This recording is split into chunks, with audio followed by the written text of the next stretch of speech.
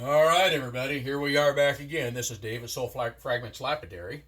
And I just finished a video where we showed taking this and unpacking it, putting it together, making sure everything runs, some of the things to look for. And when I did, I forgot two really important pieces that I bought with this saw.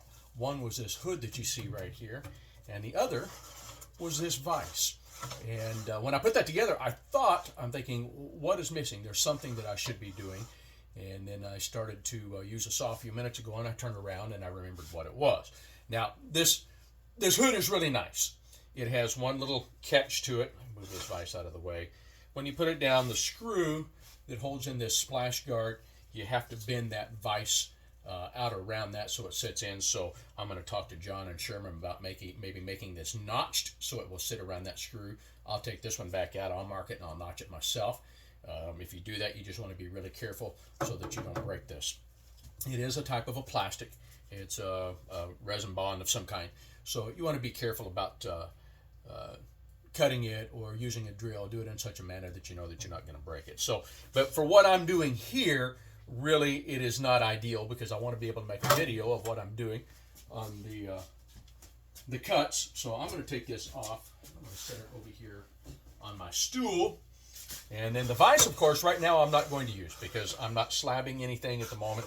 But that's a really nice vise. I did find out that two of the screws here that hold this table on are actually meant to hold that vise. So I'm going to guess it does a pretty good job of flushing the water when you get through at the end of the day so you don't have to take this table off. I was also concerned that it only had one hole here to drain the water, and I was talking about the possibility, like I've done some of my other saws, drilling holes in the top so I get a fast enough drain. Well, two things I found out. Number one, this actually, the way this is set up, the way it drains around the sides, and there's enough space in that blade that it drains back through there, but also, unlike my 6 inches that I have, it does not pour a huge amount of water up onto this table. It's just enough to keep your saw and your piece wet enough so that you don't have to worry about it and it's not getting the blade hot. So now, two things I am going to do. Number one, I'm wearing gloves. I use borax in my water. The borax won't hurt you, but my hands get really chapped from it after a while. Another thing is this mask right here, because I'm going to do it without the shield on. And I'll tell you from experience with these Highland Park blades, they are an aggressive blade. So if you don't want something in your eye, and I'm talking about very small pieces of material, but if you don't want that in your eyes, use your goggles, which I pulled out a pair, and I set here somewhere from here they are. I set these somewhere for myself earlier. So now that I've got my goggles on, I've got everything set up, I got my mask, I'll put that on right quick. I am going to see if you can still hear me through all this muffled stuff. And I am going to turn this on, and I've got 3 pieces here. I need to make some pop sockets. So these pop sockets are what we make for our charity. We buy rock tumblers, and we give to kids who have autism. We're at Rock Tumblers for Autism on Facebook. So I am going to cut a couple, 3 of those out right quick, and we're going to see how this thing responds and how well it cuts. So here we go.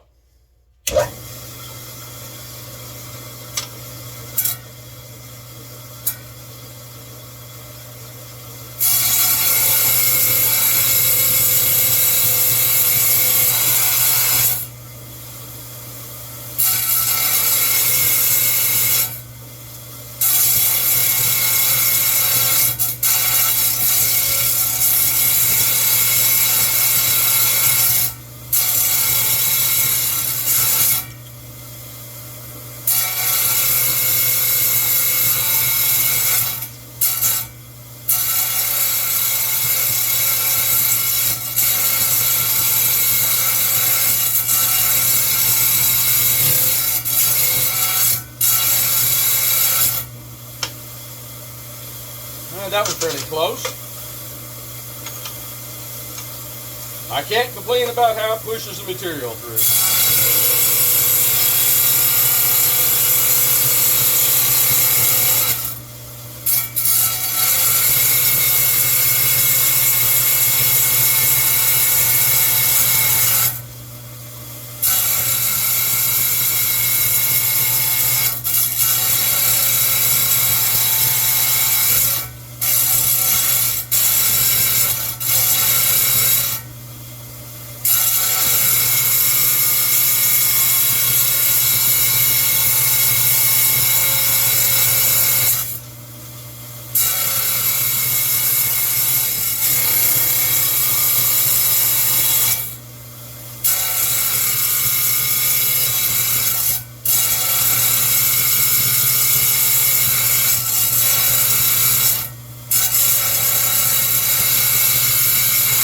I told you before, I'm abusive to these blades, and they've lasted me forever. And usually I turn against that blade and I turn this right on around in my pattern.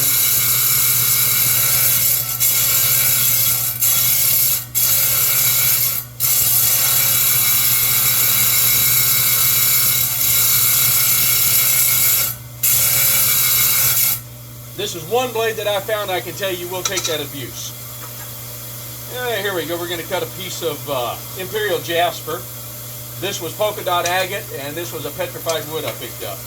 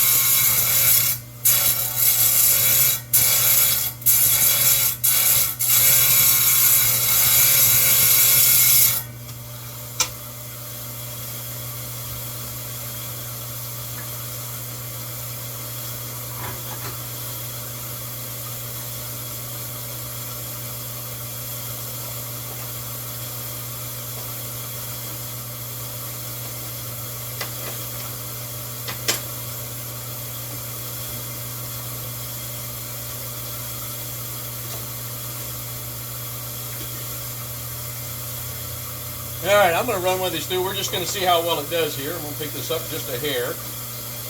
One thing I have found out that I like, so we are getting water out here, but where the 6 inches and some of the others, they pull the water up and it hits about here. This hits toward the back of the blade, and so it's not pulling as much up around the front, and it's not throwing as much on you.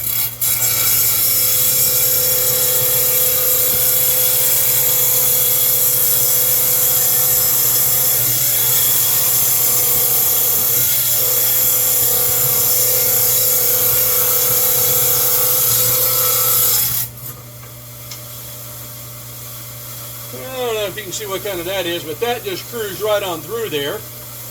This is some graveyard point that I just picked up that has marcasite in it. So I was really anxious to do some of this anyway.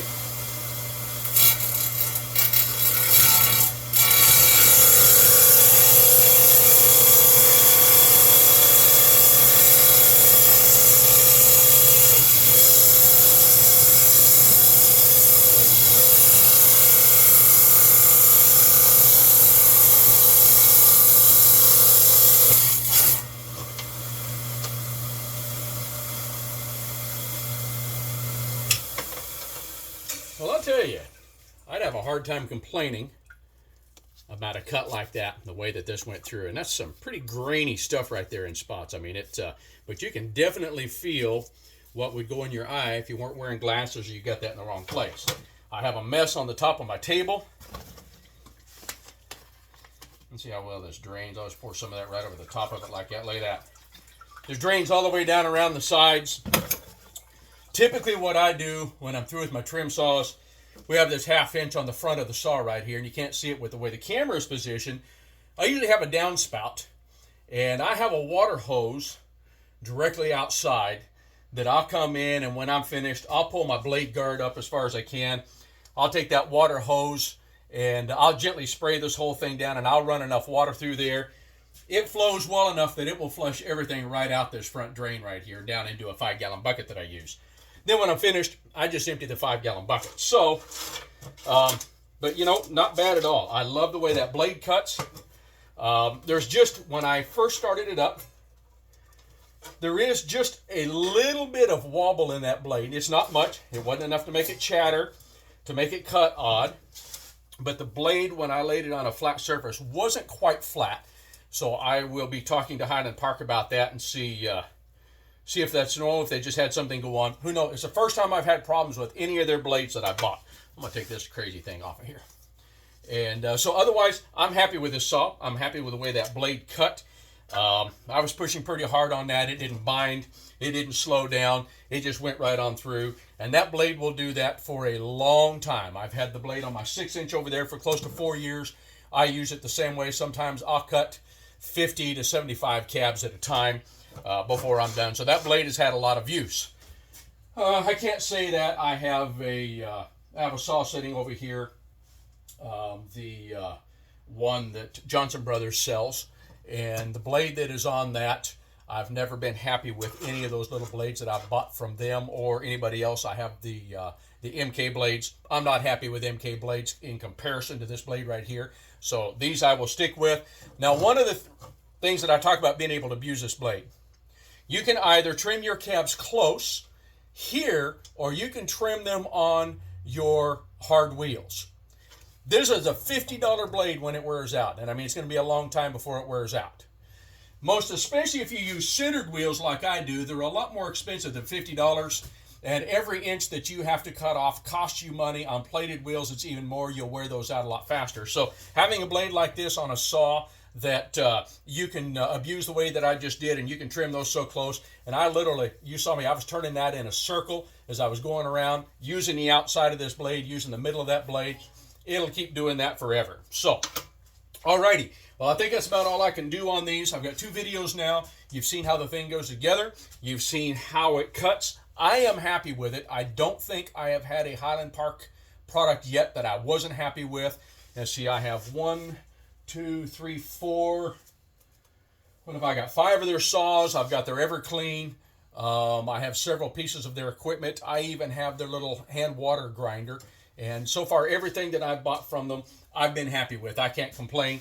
This right here so far, this is my favorite machine out of everything that I've done. I love this stainless steel. I love the way it's put together, how easy it is to take apart. One thing I did find out, besides this vise having to come off to pull that top plate off, you also have to pull this splash guard because the screw and the mount for the splash guard is in the way of lifting this up. It will not come up unless you can get a hold of it at the bottom and maybe slide it out. That's not going to be an effective way to do it because you're liable to put torque on that and the wrong direction. So I'm going to go ahead and post these videos. If anybody has any questions, anything I might be able to answer, let me know. Appreciate you all coming and watching, and we'll catch you next time.